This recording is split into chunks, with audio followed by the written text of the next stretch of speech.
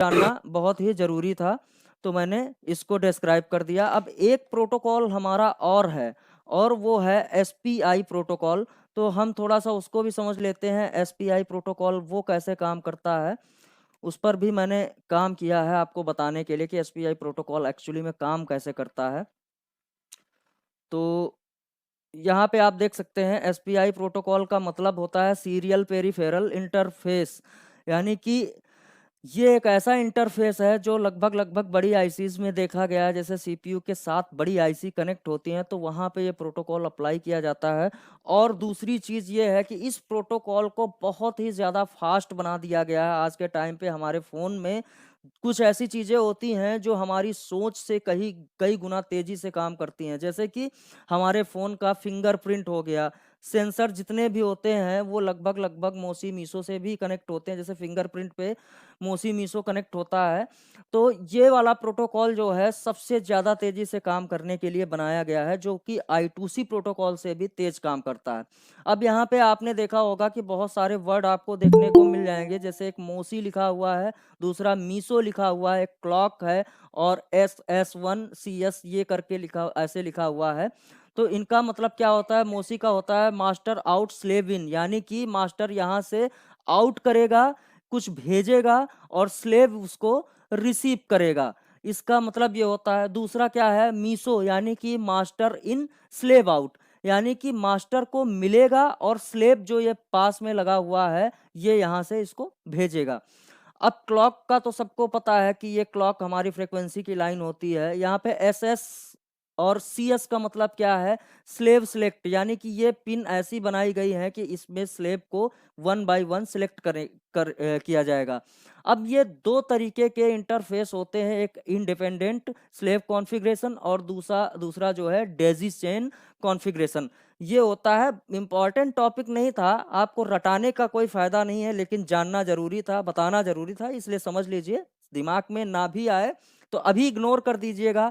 In future जैसे ही हम पढ़ते जाएंगे ना आईसी के सीक्वेंस, ये चीजें आपके सामने आती रहेंगी और आप इनका मतलब समझते रहोगे। लेकिन स्कूल है, सिलेबस है, तो वहाँ पे एक किताब के आगे लिखा हुआ है पहले पेज पे, तो ये बताना जरूरी था, इसलिए बता रहा हूँ।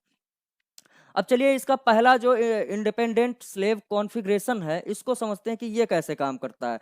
तो यहाँ पे इसको ये कैसे वर्क करता है, कुछ इस तरीके से हमारा मोसी लाइनें जाती हैं और सामने स्लेव में इन होती, इसका एक सेक्शन बना हुआ है मोसी, यहाँ भी लिखा है, यहाँ भी लिखा है।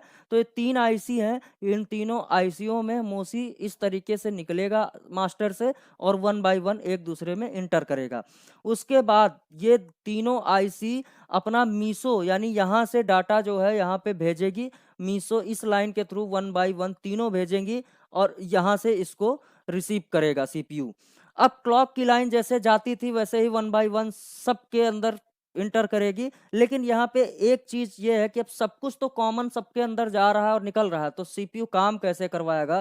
तो यहाँ सीपीयू हर एक आईसी को वन बाय वन काम कराएगा, और यहाँ पे सीएस की लाइन यानी चिप सिलेक्ट या सेफ सिलेक्ट जो भी लाइन है इसको सिर्फ अलग अलग डाल दिया गया है, कि ताकि अगर सीपीयू अब यहाँ पे कोड नहीं भेजेगा, यहाँ पे फ्रिक्वेंसी जनरेट करेगा और एक लाइन पे ड्रॉप कर देगा, जैसे इस लाइन पे ड्रॉप किया। अब उससे इस वाली आईसी स्लेव 1 या स्लेव 2 से काम कराना, यहाँ पे 2, यहाँ पे 3, तो 2 वाली आईसी से अगर उसको काम कराना है तो वो इस लाइन पे सिर्फ और सिर्फ फ्रिक्वेंसी भेजेगा या जो भी भेजना है उसको, और इसको सिलेक्ट करेगा तो ये काम करना चालू कर देगी। अगर इससे काम कराना है तो ये स्लेव 1 को सिलेक्ट करेगा, जैसे ही सिलेक्ट करेगा ये स्लेव 1 काम करना शुरू कर देगी। तो ये जो है ये हमारा इंडिपेंडेंट स्लेव कॉन्फ़िगरेशन था।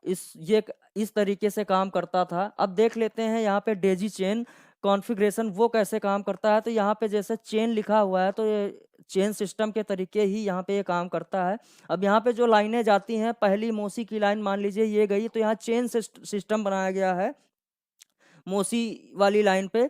तो वो कैसे बनता है? जैसे मोसी इसके अंदर लाइन हमारी ये पहली वाली जाएगी, इसकी मीसो वाली लाइन से पहली वाली स्लेव 2 में पहली वाली मोसी की लाइन से ये मीसो वाली लाइन जाके कनेक्ट होगी।